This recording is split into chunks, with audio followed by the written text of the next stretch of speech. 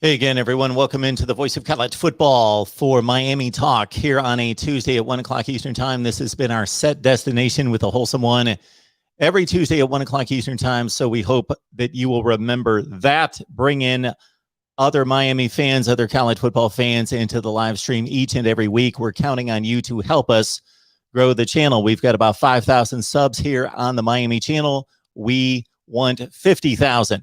Let's bring in more Miami fans. We've got 2 scheduled live streams with you each and every week, with a wholesome one on Tuesday with Cam Underwood from State of the U on Thursday. So let's jack it up. We appreciate everybody being here.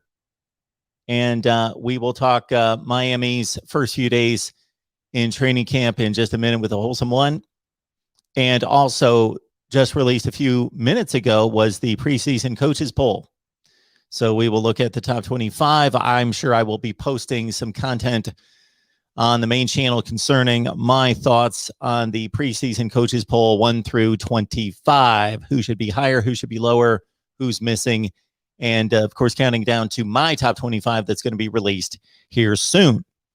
We want to remind everyone that we are on Patreon, and a special edition to Patreon this college football season.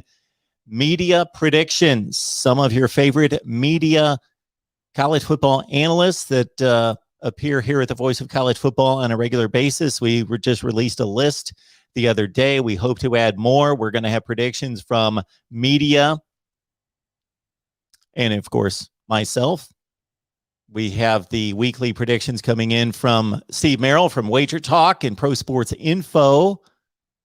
Of course, he's a professional. So for 17 cents a day, $5 a month, you go to Patreon, search MarkRogersTV, and you get predictions from myself.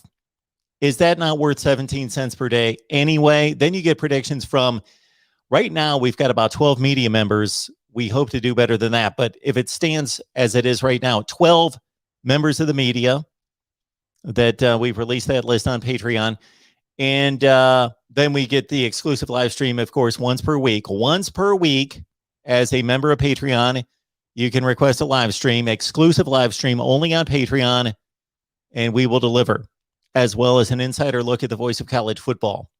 And, of course, Steve Merrill's pick of the week from Wager Talk and Pro Sports Info. All right, so Patreon is, I got to think, a must if you enjoy the Voice of College Football. All right. Also, Amazon, please use Amazon using the link in the description section of any of the videos. It's the same shopping experience. It does not cost you a penny. So please, again, go to Amazon.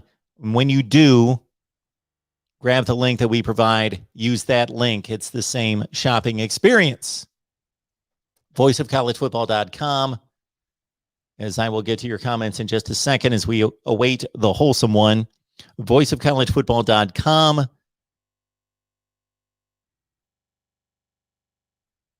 We have a store there, so you can go to the store at the top of the screen. Go to voiceofcollegefootball.com. And no, you don't need to buy Ohio State stuff. I know how most of you feel about the Buckeyes. But we've got all the teams repped. All the Power 5 teams repped, including Miami, of course. And so go to voiceofcollegefootball.com. For the people that have, they've told me that it's a great shopping experience. So check it out, voiceofcollegefootball.com. Go to the top of the page where it says store, and you can shop by team. You can shop by item.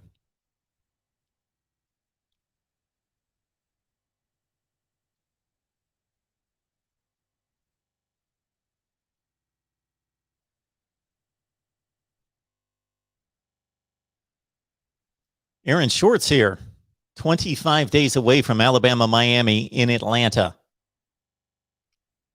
Roll Tide roll. Of course, you will get my prediction on the game and our media analysts, college football analysts from the media, they're on Patreon.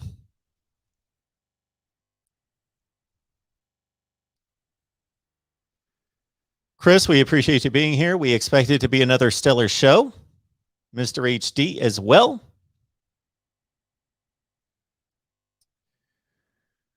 The display that Alabama has put on against top-notch, maybe not elite. They've rarely played an elite, but they have played quality non-conference games since Nick Saban showed up. Always neutral site, except for the one trip to Penn State, always neutral site games. But the run against Clemson, West Virginia, Florida State, Wisconsin, Michigan, I could go on and on. There's a few more in there, is pretty astounding. So Alabama expects to add Miami to the list. There, we got the wholesome one. We just need you to tilt your camera so we can see a wholesome one. All right, there we go. How's it going, man? Oh, it's been great. It's been great. It's been great. I make sure I didn't get a ticket, but whoo, I was not going to speed limit. Don't you do that? Don't you do that? I don't want to hear about that. I want you to be safe. I want you to be in one piece more than anything, even besides the ticket. But yeah, man. I don't want you. I got back here. We at some point will maybe provide a Voice of College Football account for our guests that need to rush to make the show and pay for their tickets.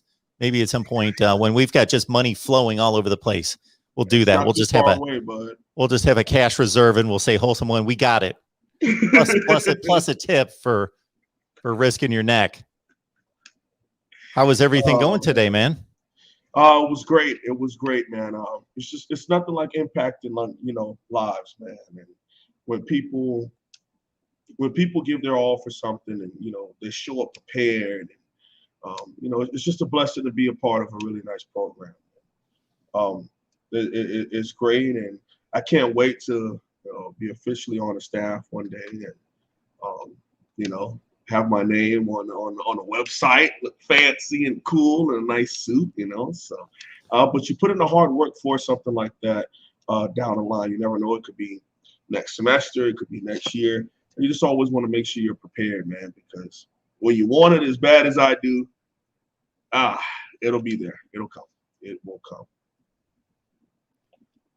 Aaron Short is the guy who has joined the chat first and has been the loudest. Big Alabama fan, just talking up that the Tide's going to roll, which you really have no response to that, no reasonable response to any Alabama fans that want to talk big because, hey, they back it up 90-some% of the time. So, yeah, and hey, man, all you ask is for Miami to show up and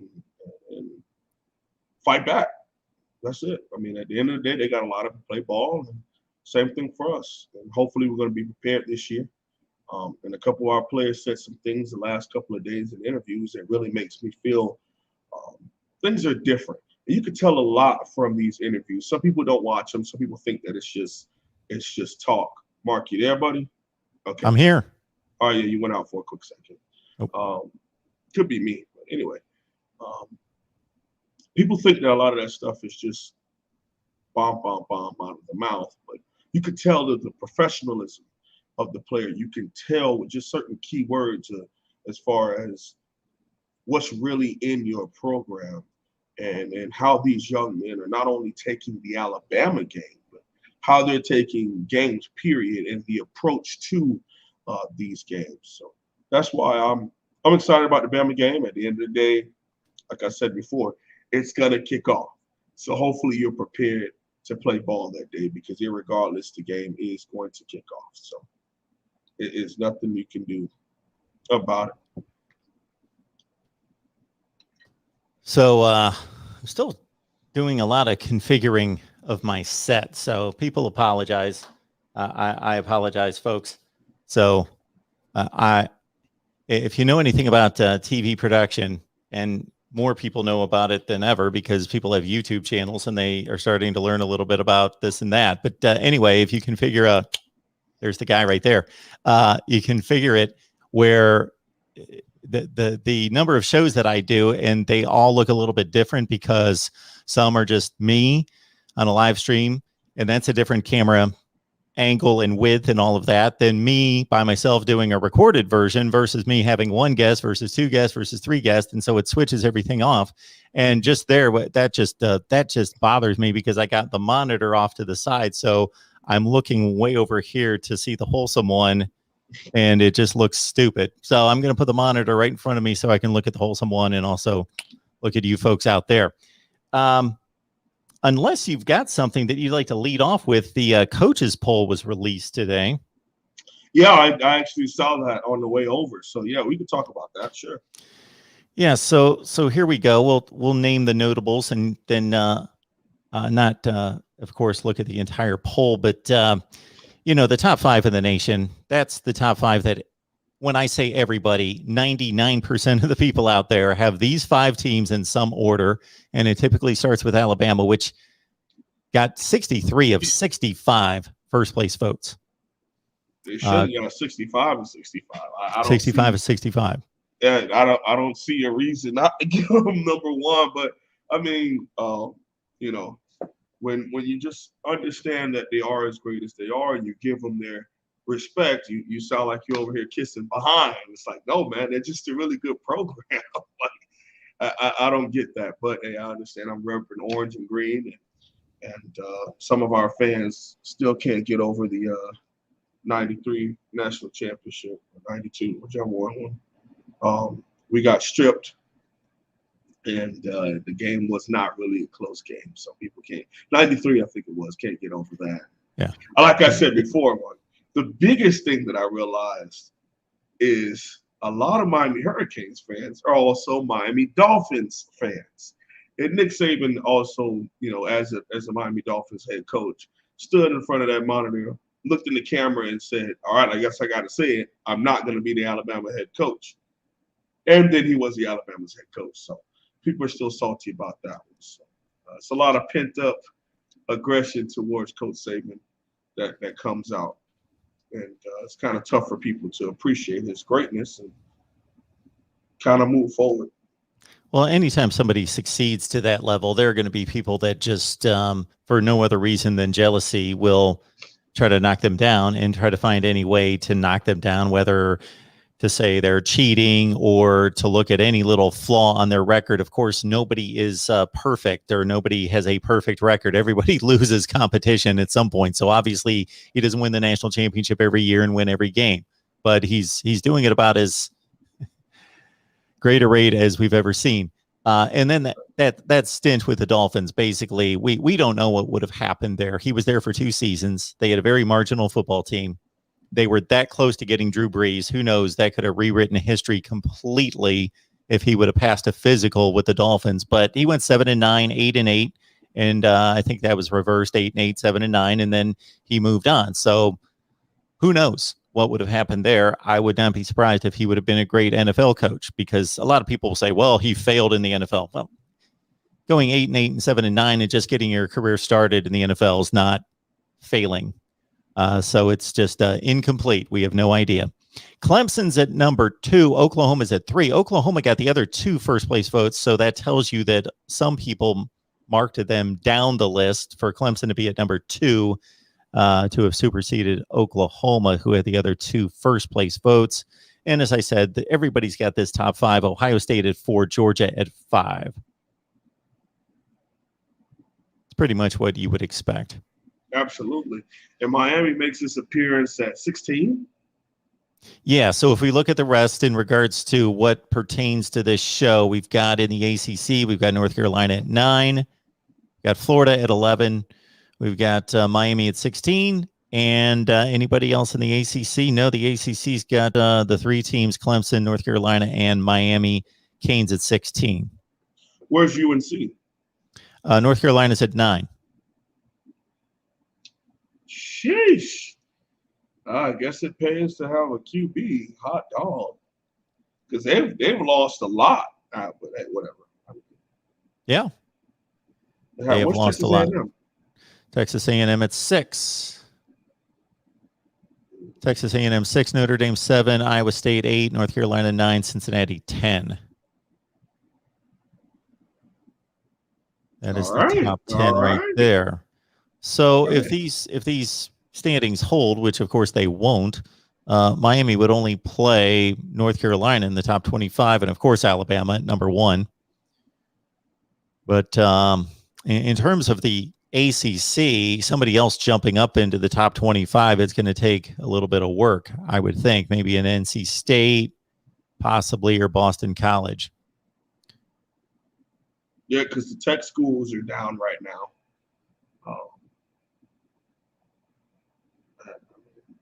We'll see what happens with that. So Miami at 16. I think I've had a lot of conversations about this, Mark. I think it's not a bad spot for the Canes. I personally thought we were somewhere anywhere from 17 to 22. That was kind of my ratio, and especially because of the way that we ended the season. And I also don't like when we get overhyped going into. We get propped up, and then it feels like you just fall way further down. But again, I represent a certain part of the Miami Hurricanes fan base, and at the end of the day, it's like we too have gone through a lot with the off-season hype and being paper champions for a while. We have to kind of calm down and understand that it's a different program now. Coach Diaz and his staff and leadership of the older players. This is the oldest Miami Hurricanes team in recent history. Okay, this is the most graduated players returning in recent history for the Miami Hurricanes. I think it's about 8 to 12 years, the oldest team. Coach Randy Shannon had a pretty older team in 2009, 2010, somewhere in there. One of those two seasons. I don't know off the top of my head, 9 or 10, somewhere. And then it was just long run of redshirt sophomores and juniors leaving and not kind of giving back to the program and giving back to the younger players. And being able to be a junior, you come back for your senior year, and now you get to influence 3 freshman classes instead of 2. We needed that. And it was a big excuse. A lot of agents got into the ears of our players who had pretty solid seasons and then just made them feel like they were Warren Sapp and made them feel like they were Ray Lewis and made them feel like they were Clinton Portis, and they up and leave instead of coming back and giving back to the program. That's where you would blame the player or the agent. The other half of that is where you look to the administration who brought in the coaches who were not helping our players continue to get better. So they figured, why not go to the NFL as maybe a 5th or 6th or 7th rounder, spend my time at the National Football League level and develop and get better at that level and grow as a prospect there, as opposed to come back here and I'm a senior, but I still go 5th, 6th, 7th round in their eyes. So I saw both sides of the argument, but as far as when you're trying to build a true program, you need the super seniors that come back that were pretty solid players. You need those juniors who were starters, who had solid NFL grades, who came back because they want to have a higher NFL grade. You need those guys who had one spark season where they had a late first round or early second round grade, and they come back because they want to be a top 10 player. Those kind of things are really building a foundation for a true program. And I'm starting to see those things happen at Miami. And Bubba Bonus said something that was just amazing. And he said, we all had a meeting, no coaches, just the players who thought about going to the draft. Some of us felt like we were complete players and it was nothing more that we could give. And majority of us felt like we were not complete football players yet. Think about that. It took the young men to sit down amongst each other and say, you have something to work on. I have something to work on. Let's come back and do this together. Yes, it's about the program. Yes, it's about winning games. Yes, it's about chasing a national championship that has eluded us for 20 years. But it's also about the individuality of it. And if you're working that much on yourself, then you're also helping everyone else work on themselves. In turn, we're working on each other. And we're building a great foundation for this program to springboard off of for the next 5 years. We're off doing our thing in the NFL. And it takes true leaders to be able to do something like that and be honest with each other. And yes, Guys like Brevin Jordan were here and gave their all. You can't argue that he didn't, but he's also someone that was hurt every single season while he was here. And it made a little bit more sense for him to be hurt and be paid at the National Football League level. We understood that. But besides that, no other underclassmen departed. So, Jalen Phillips. But Jalen Phillips had already graduated in a time at UCLA and time at Miami before he actually played here. So he had his degrees, things of that nature. So I guess you would count both of them as underclassmen. But everyone else decided to come back and give to the program. And that's a beautiful part, man. Really, really a great thing. And I'm happy that Coach Manny Diaz and his staff is building that kind of camaraderie amongst the players. I'm also very happy that the players were willing to have that conversation amongst each other and want to give back to the young men, but also grow as individuals and help this program take it to the next step. So as you mentioned, there's a lot of things that you hear during news conferences, during this time of year as well, that you can just discard, because it's not like anybody's lying to anyone, but they're basically just going to give you the standard line about the coach speak or the player speak of, what they're supposed to say. But what you're talking about right there, you're talking about guys that were able to come together and really trust each other, show a lot of maturity, show a lot of humility that, okay, I'm not a great player. I'm not a complete player. I'm actually going to make a wise decision to not go to the league and just hang on to a roster spot, just barely make it so I can get a paycheck, which the paychecks, even for the last guy on the bench, the last guy on the roster, is substantial. So I don't begrudge anybody from making that decision. But if you've not maxed yourself out as a football player, it's in the long run, you can delay that a year and do so much better for yourself down the line. Mm-hmm. Wholesome one, we get Dante Turner asking about the defensive end position against Bama and Elijah Roberts and Harrison Hunt. So this conversation has come up multiple times. I think what happens is there's going to be some cross-training. So you're talking about Elijah Roberts, 6'4", 282-pound Elijah Roberts, 4-star defensive end recruit out of Columbus High School down there in South Florida. You also have Harrison Hunt. He played last season, 6'4", 281 pounds. Now he's 6'4", 295. Okay, he's really gotten into that body, really reshaped himself and got the bulk and got his physique together to be playing interior defensive line. He was very surprising to a lot of us because we thought of him as just kind of a pure pass rusher type. And he got in on third downs. Well, halfway through the season, he started stealing snaps from Harrison Hunt, from John Ford and Jordan Miller over at the one technique, holding his own against grown men who had been in college 3-4 years, and he's a freshman. So we're really excited about the future of a player like Harrison Hunt. Here's my thing.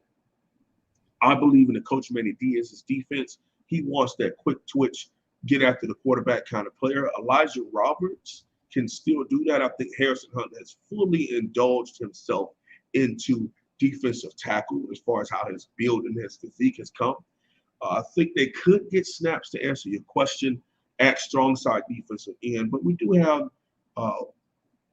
Zach McLeod. We also have DeAndre Johnson, who are playing the strong side defense in the attack 4-2-5 that we play. What I'm hoping is the staff has developed these players enough to be able to go out and contribute past the Alabama game. I understand it is the very first game. I understand it has all this offseason hype. But let's be honest, the two most important games on our schedule, number one, the most important game of the season is the next one. So, yes, I do get the talk about Alabama. If you want to think big picture, it's North Carolina and Tallahassee. Okay, so there are 11 games after this Bama game. So, yes, we're going to hold them to a very high standard. And even on that night, we're going to be very excited, very fired up for that game. We have to remember we have 11 games after that we have to keep playing in the regular season. Hopefully, an opportunity in the offseason, whether it be in the playoffs or in the ACC championship game, or in a pretty solid bowl game. So we got to keep that in mind. So to answer your question, I do not think that they'll get many reps out there. I think Elijah Roberts could be the only one that would get reps at strong side defensive end. That's all I'm thinking about. JT Sounds is here. We've got the wholesome one for the next whatever it is. We appreciate the wholesome one being here every Tuesday. So folks, get used to it. 1 o'clock Eastern time. That should be the time. You know, we may need to make some changes sometimes, but 1 o'clock Eastern time on Tuesday with a wholesome one throughout the season. So bring some folks in here. All right, JT, what you got? H1, based off the number of cornerbacks we are taking in the class, do you foresee a move to safety for your boy Al Blades Jr. for the next year? Because if we land at Jaheim Singletary, that would be an elite cornerback haul. I believe as of right now, JT, whether you don't know it or not, Al Blades Jr. has been getting snaps at strong safety and striker as of right now. Here's why. Jalen Harrell, 6'2", 212-pound corner, boundary corner, former safety, has started to make some strides out there at corner. And also Isaiah Dunson, 6'1.5", 200-pound corner. He's also starting to get some snaps right now. So what we're having at corner is Tyreek Stevenson, DJ Ivy, Isaiah Dunson, Jalen Harrell, Corey Couch, and Marcus Clark. So about 6 deep at corner already. Where we need a little bit coverage help would be closer to the ball, strong safety or striker. And Al Blades Jr. Has been getting snaps out there already. So thank you for the question, man. I appreciate that, JT Sounds, man. Great supporter of all the Canes channels. Thank you so much for the question. Folks, please like the video before you get settled in. Just make that a habit. Like the video when you jump in. And again, share these video links out on social media, or just flat out do it the old-fashioned way. Just talk to people. Just tell people that we're talking Miami football here with the Wholesome One every Tuesday at 1. And so we are how many days into fall camp? About 4 or 5. We're already now in, I think today was the first full padded day. We've had shells and things of that nature, but as far as full tackle and bring down to the ground, I think today was the first day that we did that. Well, you answered part of my question, which was going to be, what does a fall camp look like at this stage? Woo! All right. So and that's crazy because for us, what's happening in Miami is only like a day apart. So it's very simple, and I'm loving it. So Nice. Right now, the legs are, you're still super excited. You know, it's Mark, honestly, it's about week 9. It's about day 9, day 10, day 11, where the body starts to kind of like, sore, things of that nature. You got to be very hydrated. Got to be on your calorie count. Have to be in continuous conversation with your nutritionist and making sure you're discussing getting on that scale after every practice and having to know if I need to bring my weight back up, did I lose too much, getting your pickles right after practice so you can get that sodium in your system so you don't lock up, get Charlie horses and things of that nature, muscle cramps and things, muscle spasms, things of that nature. You also, one of the biggest things that you have to make sure you're doing as a leader, Mark, is pulling the young men along. Because those younger players, Mark, they're used to being successful. They're used to being that man. And now they're running second team. Now they're running third team. Now they're running down as a gunner. I'm a 4-star safety. I'm the number 1 safety in the county. What I'm doing running down on specials. What am I doing on field goal block? It's being able to keep them mentally engaged. It's being able to keep them.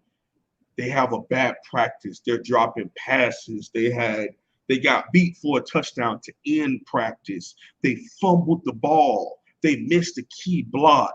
They gave up a sack. The defensive end came hard so fast off the end, and he chopped up rips. And he gets around, and of course, you know you're not supposed to touch the quarterback, but he happens to bump the quarterback going by. QB hits the ground, he starts a fight in practice. The head coach is chewing his behind. How do you keep him in mentally? Like, hey, man, I understand you're going hard. It's just one of those things you got to know that the QB is super important. You can't get that close to him. If anything, run by him. We'll still give you the sack in film. Great job. We'll tell you all those type of things. You just have to be very careful because, that's the QB, man. And we understand you're going hard, but you bump him and tear ACL, you're ruining the whole season. So it's just those kind of things, being able to keep them mentally engaged. Same thing can go for some of those older players, man. What if I'm a super senior that came back? I lost my job to a sophomore. Or I showed up late to a meeting, coach chewed my behind in front of all these players. How am I supposed to turn around and tell these players to get in line and get right when I made one mistake and coach made an example out of me in front of everybody? How do I keep that up? So also, you got parents who want to talk to you and know how camp's going. How are you doing individually?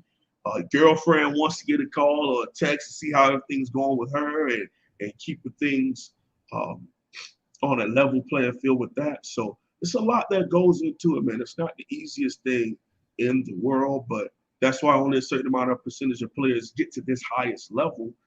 But training camp is training camp, man, all the way through low A basketball, low A football in rural South Dakota, all the way up to 8A and some of the biggest states. We're all going through some of the same things, man.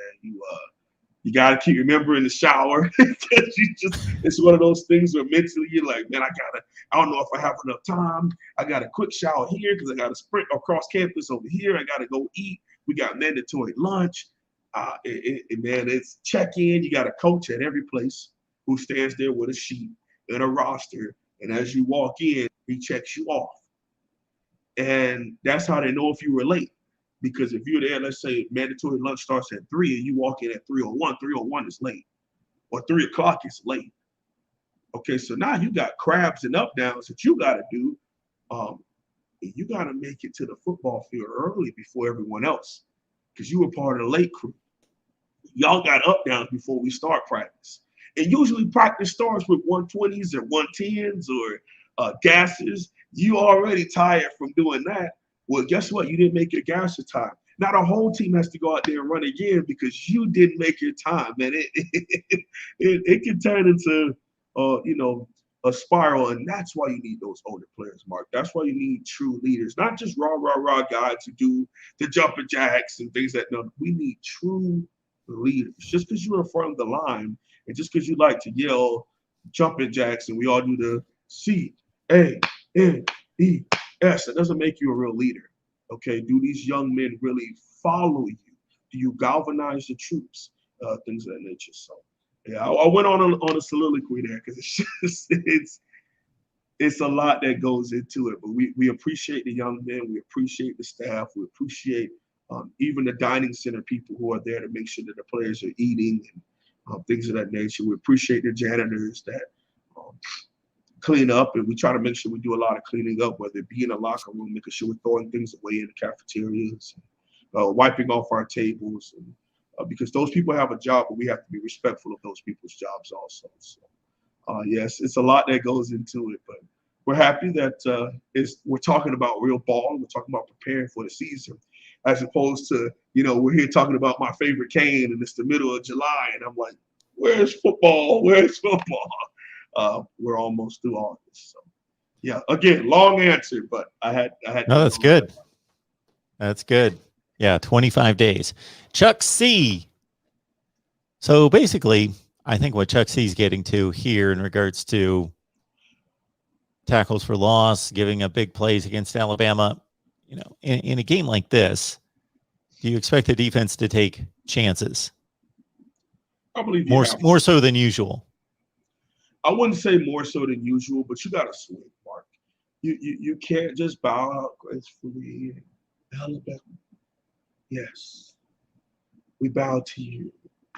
You have to go out there and call your game. You have to go out there and play your game at a high level. You can't, because I think some coaches even get into that mindset also, man, where they get too, where they overemphasize things and want to do it too bad that they lose that connection with their players, and that's not good. That's not good at all. So you come out and you call your game. Coach Diaz is a very aggressive defensive coordinator. I don't really see him being the type to drop 8 back and just drop 7 back and let the 4 defensive linemen find their way to the QB. He's a very 5 to 6 blitzer kind of person. He wants to get after the quarterback, and he wants to stop the run, put you in passing situations so that we can force you into a hot route interception kind of guy. That's the type of person that Coach Diaz is. He's also the type that he's going to risk it and send that strong safety blitz from 15 yards way back, hoping that the running back picks up the linebacker, which has a perfect opening for the safety to come and smack the QB, a la what we did against Tallahassee to get back into the game, where Romeo Finley is blitzing off of the edge from striker, and Sheldrick Redwine is coming from 15 yards back, times it up perfectly, and Cam Akers goes out to address Romeo Finley.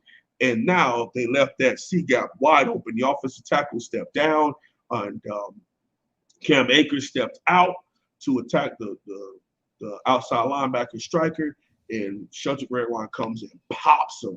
Ball goes flying. Gerald Willis falls on the ball, and the rest is history. Really kind of changed. We were down 27-7, and this was middle of the third quarter, and we went on a 21-point streak from that point on and won 28-27 in a game that shouldn't have been that close. But, things are what things are. But Coach Diaz is going to continue to do those kind of things. That's who he is.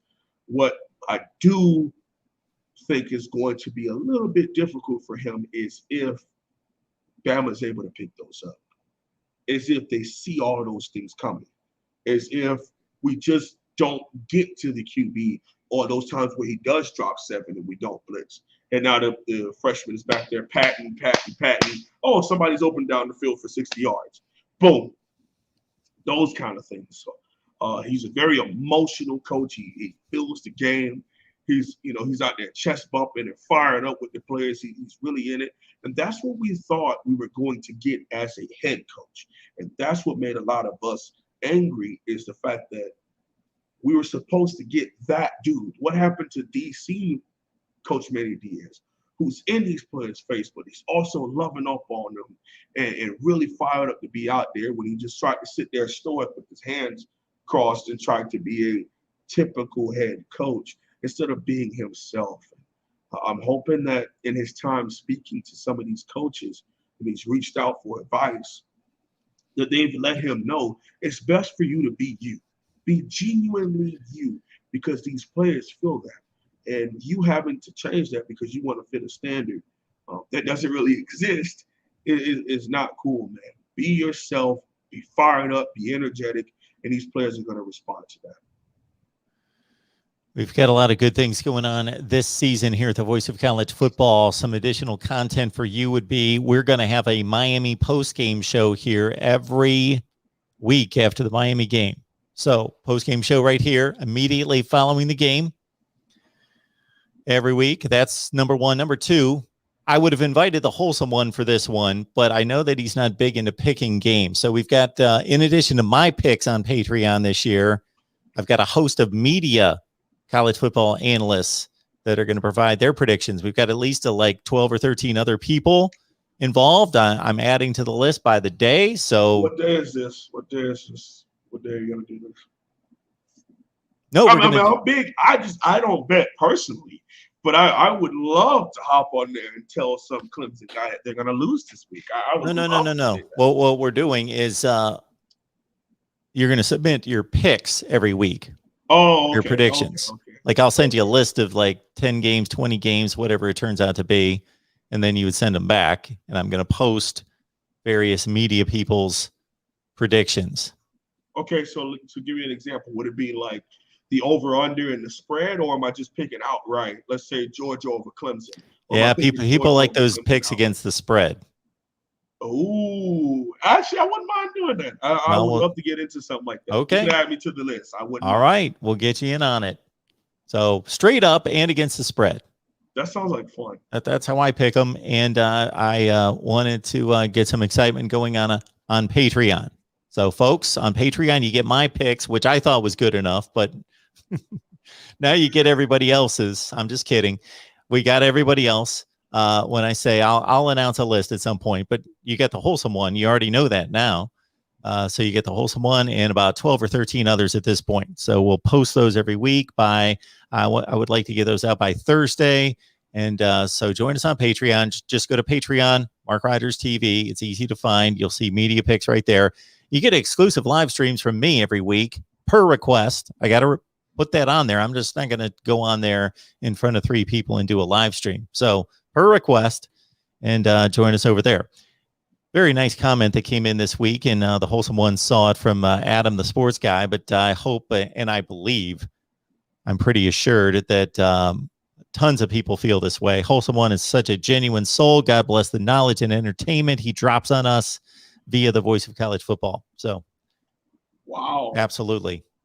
Thank you. I appreciate that. That means a lot, man. Thank you. Our guy Chuck C coming in with another comment here. We appreciate your super chat contribution, Chuck C. You're always here for us. Chuck says, thanks, fellas.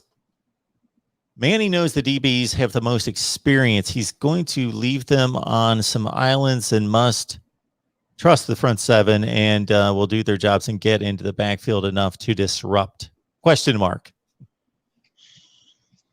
Well, the way you worded that, I don't know if that was feel like a question. Okay, I don't know about leaving certain people on an island. I think Coach Diaz trusts his players, but he also loves to maintain that too high look unless he is blitzing. So he might do a 2-man, meaning too high. The free and the strong safety have deep thirds and man everything else underneath. But as far as a true island means that no one is really helping you to that side. You just got that person. He also does a lot of replace blitzing.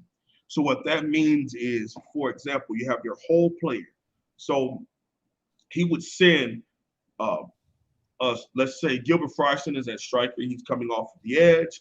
And our middle linebacker, whoever that be, Corey Fleck Jr., Raymond Steed, all those guys, they blitz up the gut, right? What he would have is replacement hole players. So the weak side linebacker, who would be Keontre Smith, would rush to the middle of the field to replace that area that just was left.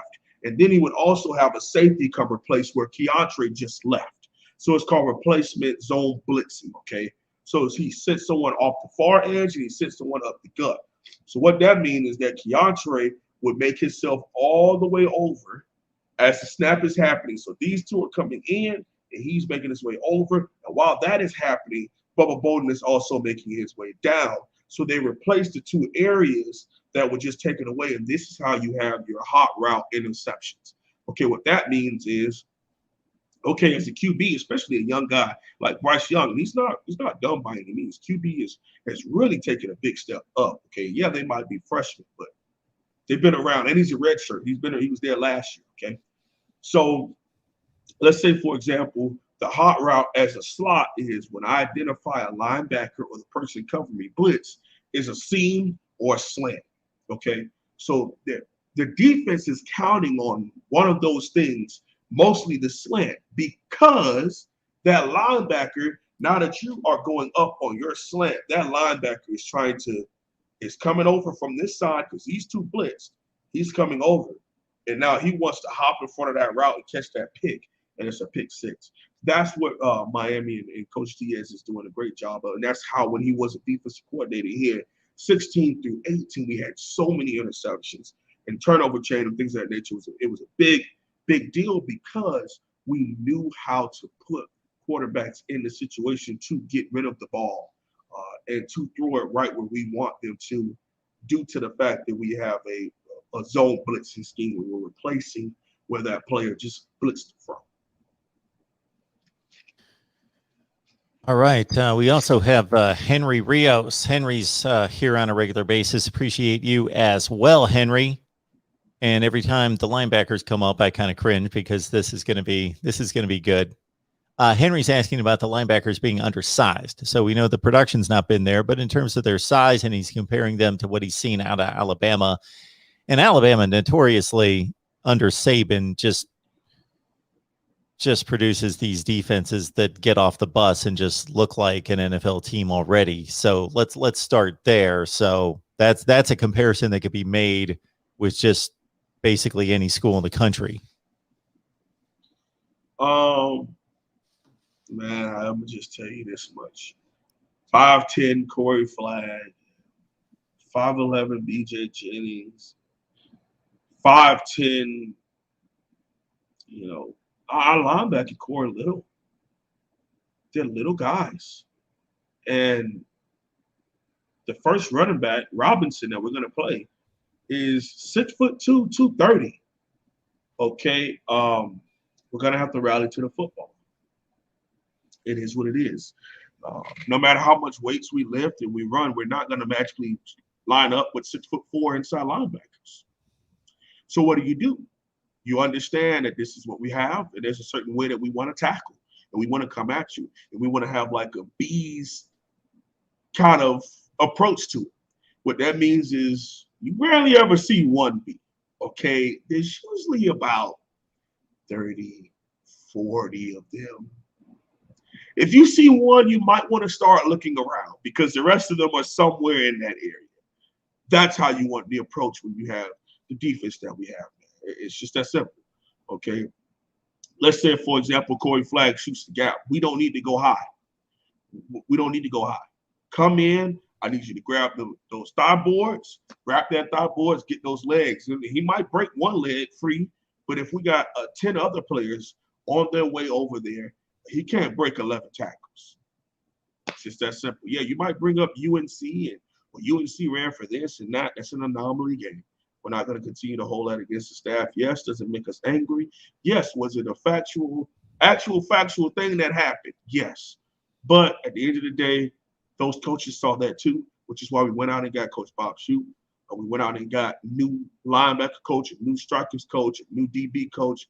We went out to change things because the defensive side of the ball was not complete just yet. So all I can say is, yes, I agree with you. We do have very undersized linebackers. It's a position that has been under-recruited and underdeveloped for a little bit since Coach Diaz has gotten it. But we have to develop and work on what we have in the building right now. That's the best thing I can give you as an answer.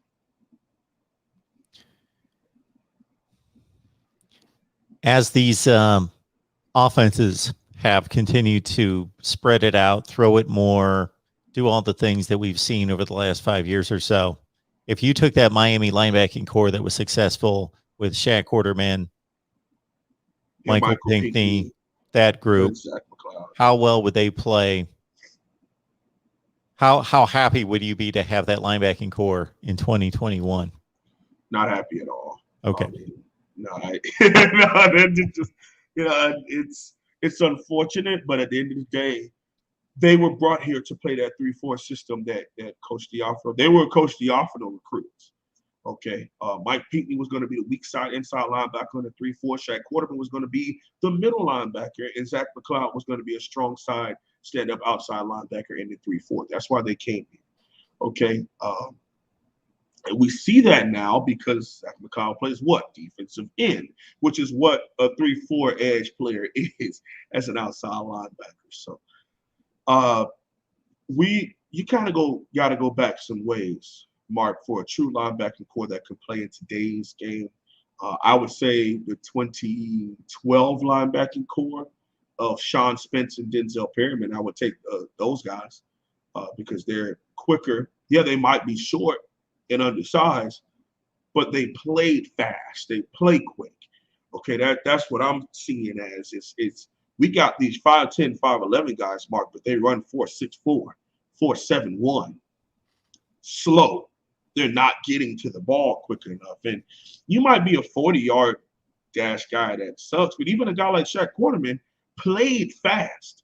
he's giving effort. He's trying his way to the ball, but he's just not fast enough to get there sometimes. So what I would love to see is a Chase Smith, striker, 6'4", 218-pound Chase Smith. And Keontre Smith, I really like him because he has the speed and the instincts to get to the ball fast enough, but he's an outside linebacker. It's up the gut that really scares me. And that's why I hope that Chase Smith continues to put on the weight, and hopefully he's the middle linebacker of the future, man, because we need that size, and we need it bad.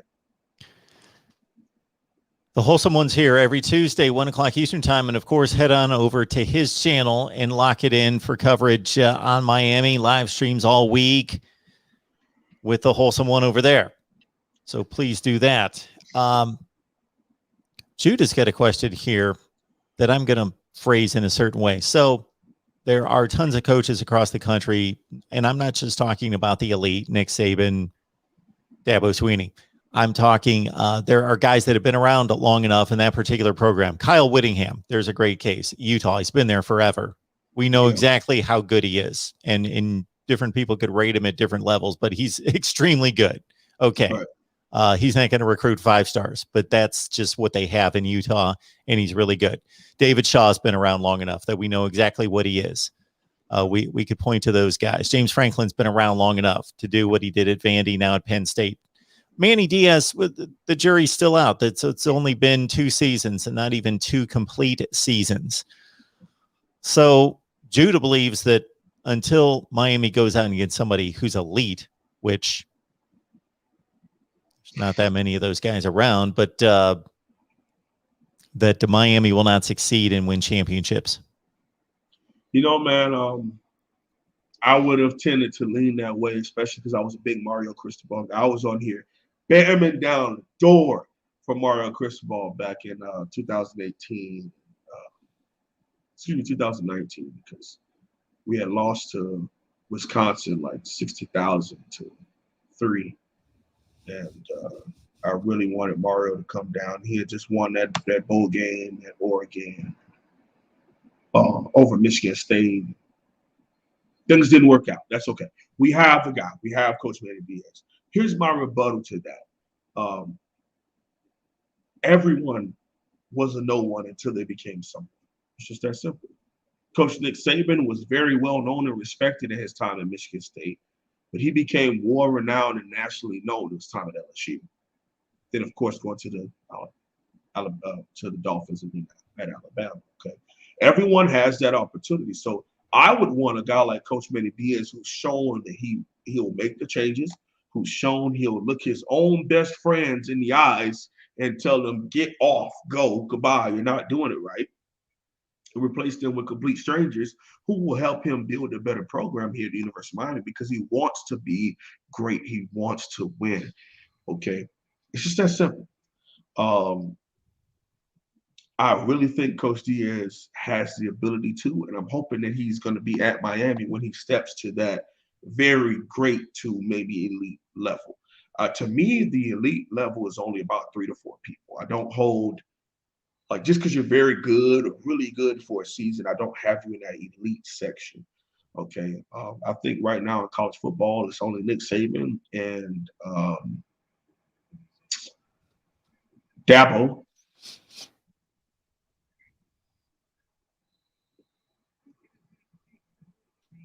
Lincoln Riley.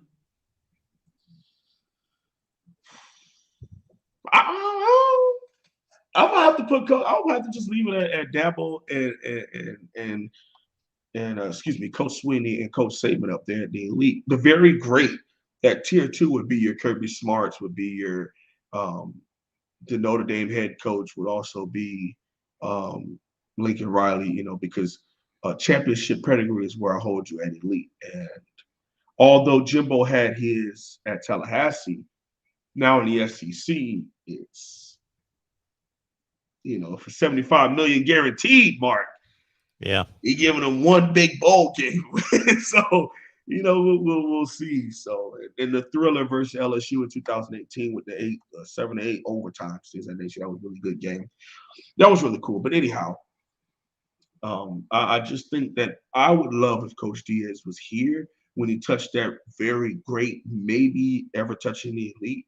And it would also be one of the longest 10-year time here at the University of Miami if Coach Diaz was ever make it to 7 years. None of our great coaches made it that long. They've done 4 or 5, but to get to 6. Larry Coker was 6. He's the longest 10-year coach in Miami Hurricanes history. Larry Coker with 6. No one's touched 7 or 8 or 9. No one's touched that time here at Miami. Why? Because we put all the pressure on the administration to blow it up and kick them out and fire them as soon as they have a tough season or they lose a couple games. So what I'm hoping is Coach Diaz is here and they continue to give him the best supporting cast that he can have. And I think he could be here for a while at Miami and build something on a 7 to 8 year time span. See Raymond's comment here. This is exactly what I was talking about before, laughing at Nick Saban at Miami.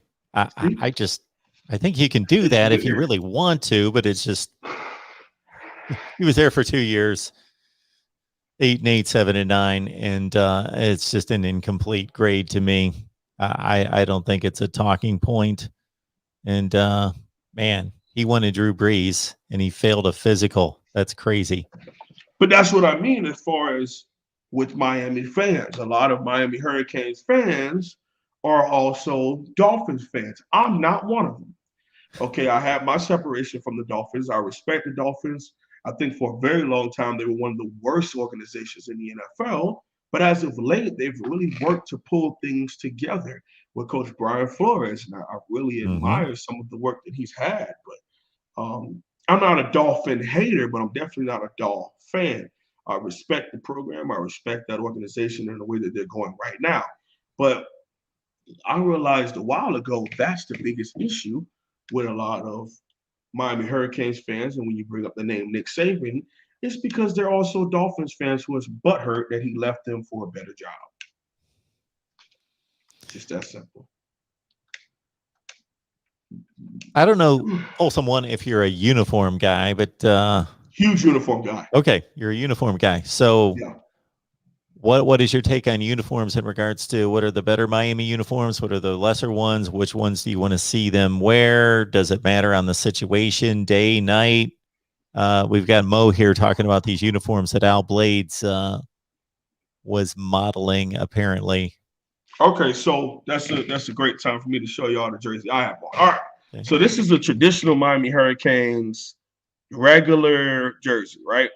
So what happened is the big difference is with this U here in the middle, sometimes on our players, when it gets up in the collar, it kind of turns and they can't keep it straight. So it looks like, of course, you know our logo, right? But at the end of the day, sometimes it looks like a V, like it gets tilted like this and stuff on our jersey. So what they did is that they put a shield around it so that this part, that U, is unmovable. It won't look ridiculous. It won't look weird on our players. It won't look like a V or W, things of that nature. They also fixed the font. So they brought back like an early 2000 font to the jersey, which is just the number outline, nothing too weird. Because Adidas kind of gave us some real jinky kind of fonts for a while there, where at times we just looked like there were times you look back on Brad Kaya and he gets up and his A is tilted. It just looked real dingy and dinky. Okay. Then they gave us these big, these super big, bulky, bouncy practice jerseys, which like, do you really complain about practice jerseys? Not really. You shouldn't. But if we're going to have a standard, we're going to have a standard. Just that simple. See, look, we need to go back to Nike, period. For what? For what? But again, Mark, some people have that mentality that we'll never be great again until we wear black cleats, black socks, amber face masks, tape on fingers, Nike uniforms, and we only ever wear orange on white, white on orange, or white on green. Because this old school traditionalist crap mindset, and I can't stand it, man. It doesn't matter. There's people who want to retire our Miami Knights uniforms, we work so hard to get those black uniforms. Okay. They want the Miami Knights uniforms to be gone because of the North Carolina game. Burn those jerseys. Never wear the black jerseys again. What's the point? It's a uniform, man. The product that we put on the field should be what I don't care if we got on turquoise, blue, and pink. I think we should have a Miami Vice uniform. Every other team has Miami Vice uniforms in Miami. The Marlins have Miami Vice uniforms. The Miami Heat have Miami Vice uniforms. But the minute you bring up pink and turquoise, now we're attacking masculinity and we're making our players feminine because they're wearing pink.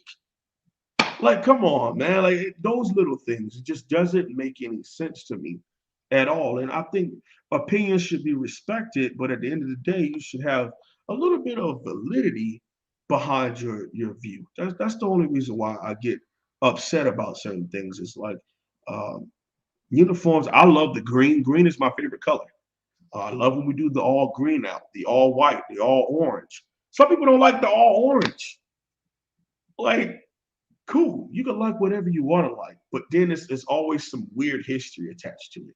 Oh, I don't want to wear orange uniforms because I remember when my players were missing tackles, so we can't wear orange anymore.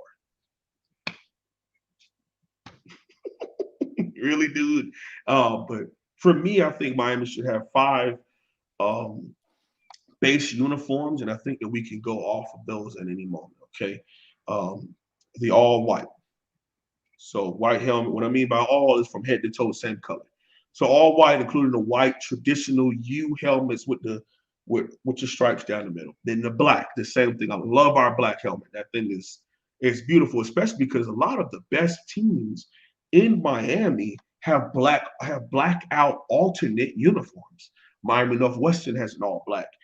Miami Carol City, their colors are black and orange. So a lot of us grew up watching a team who has orange in their color scheme put it together beautifully with the black and orange. Also, Booker T. Washington, Miami Booker T. Washington, they also have a black uniform. Miami Central has all black. So we were really fired up about getting that. So we're happy that we got the black. Then, of course, the all green, the all orange. The one I would add is an all gray, where you have a gray helmet, a gray jersey, gray pants, and then you should mix them up. There shouldn't be times where we go on the road and we don't do the black helmet, white top, and black pants, black and white accessories. Just mix it up some. Why not? It doesn't really affect the quality of play, in my opinion, except for the all black. The all black kind of pulls a little something different out of our players because it's something we all wanted so bad. And it's kind of like a fired up kind of wartime approach to it. So I'm a big uniform guy, Mark. I love uniforms. I love mixing it up. I grew up watching. Like I said, I really started studying the game in 2010. So Oregon was something that we would stay up to 11 p.m. on the eastern side to watch Oregon. We couldn't wait to see what they came out in. I remember them wearing the chrome helmets versus Wisconsin in the Rose Bowl, and people were clowning them. And what is this? What has college football turned into? And I was so happy they won that game because it unlocked, people really doing alternate uniforms. Because for the longest, it was like you wear your colored jersey at home with white pants, and you wear your white jersey away with colored pants. That's the way we play football here. Yeah. It's like, what is that? It really just blows my mind, man. I understand people say, well, one of your favorite teams is Alabama. If they don't have any alternate uniforms, because they just don't want to. I respect your ability and your American right to have that opinion and to have that view, or for somebody like Auburn to feel like they can't wear navy pants. You got to wear white pants everywhere you go? Why? But that's how they feel. That's how they want to feel. Aaron had a great point. TCU had some real nice ones Yeah. back in the day. Wisconsin, you can look at Wisconsin as one of the most traditionalist programs. They've played with their uniforms a little bit. They've had a blackout. They do black on red, things of that nature. Um, Nebraska, which is literally the most Midwestern you can be. They're center of the country, Nebraska. They play around with their uniforms.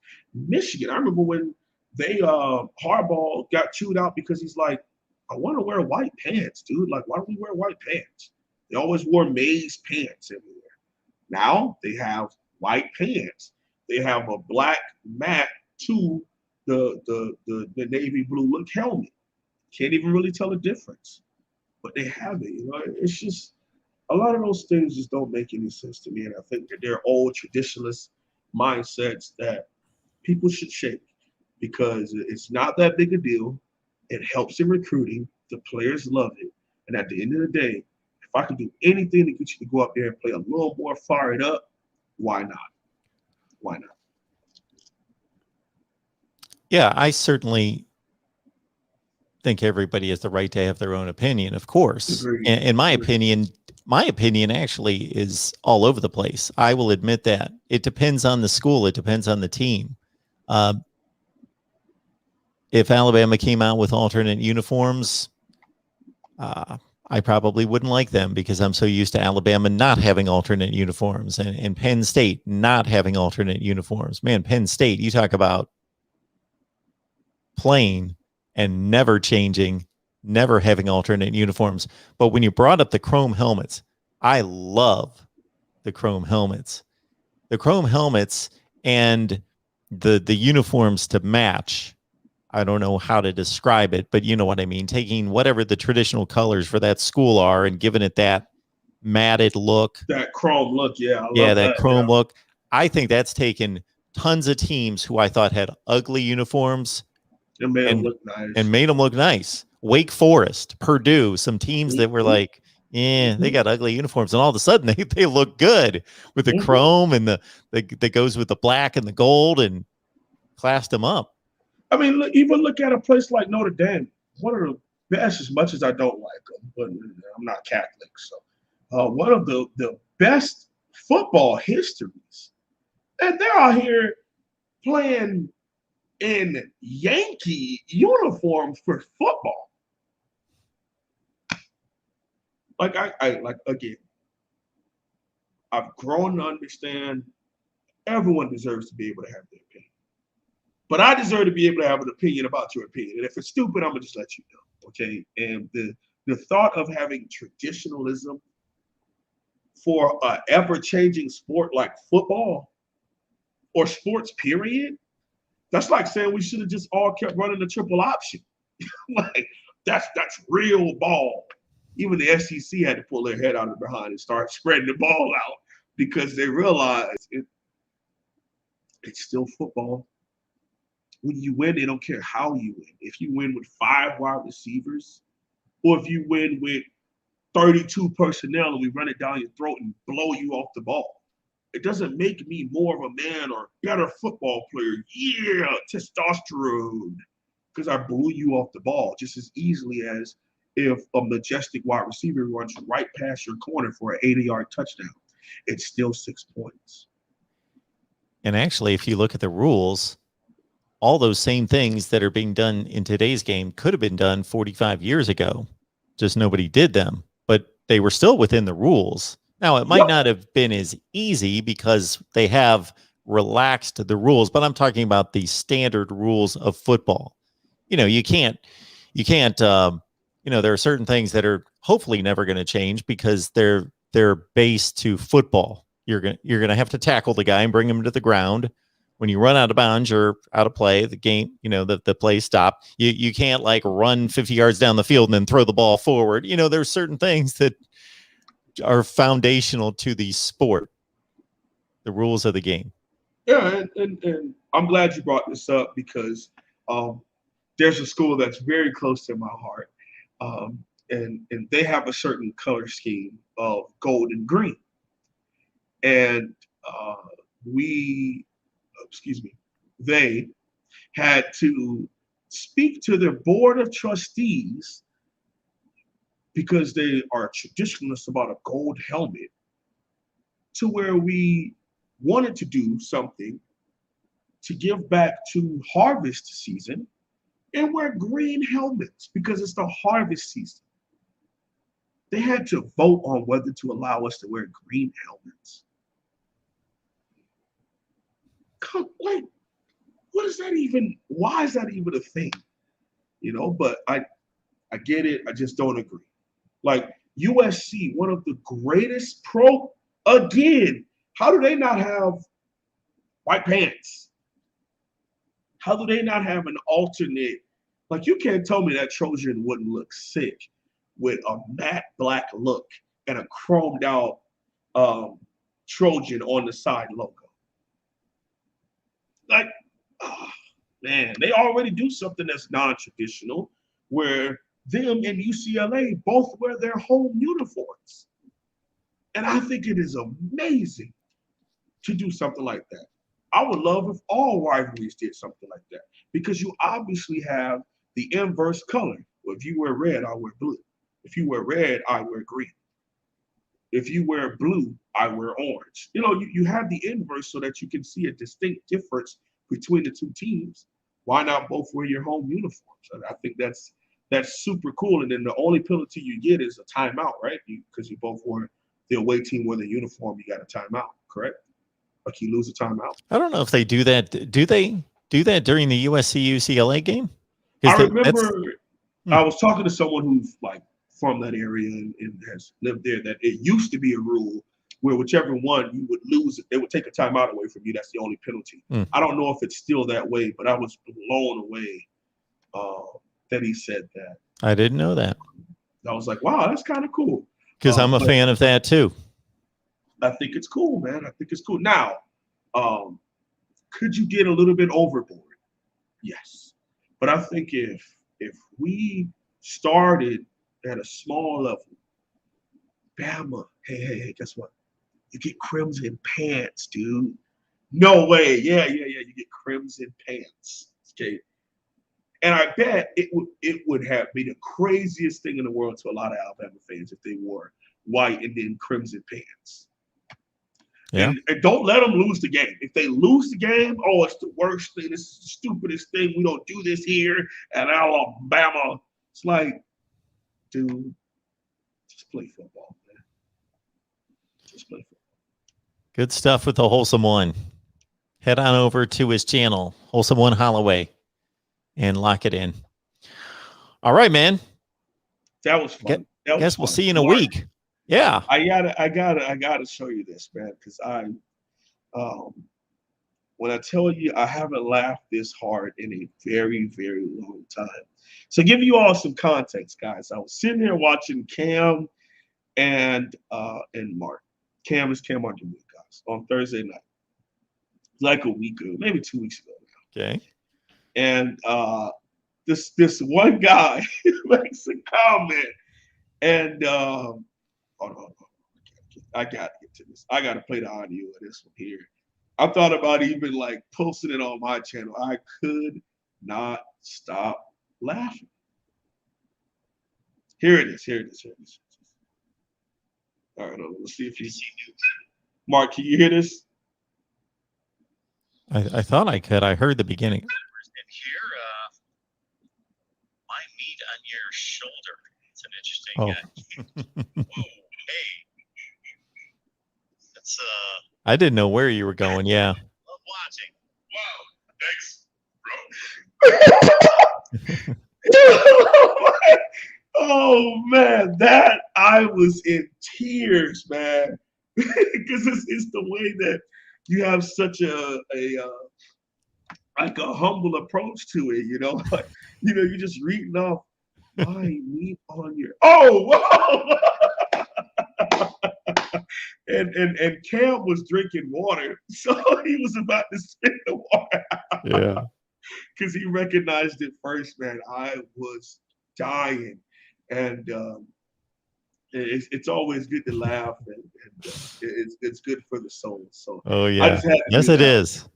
Yeah, it's good for the soul. Hey, I appreciate you, Mark. Thank you for giving me a little grace period to get here, and thank you all for being here. And for those of you who were live squad, we appreciate you. Hopefully you hit that like button, subscribe, and also hit that notification bell. And make sure when you hit the notification bell, it gives you 3 options: customize, meaning personal, all, and then also none. Make sure you hit that all button. And that's where the issue has been having on YouTube, is that they've recently changed this about 4 months ago.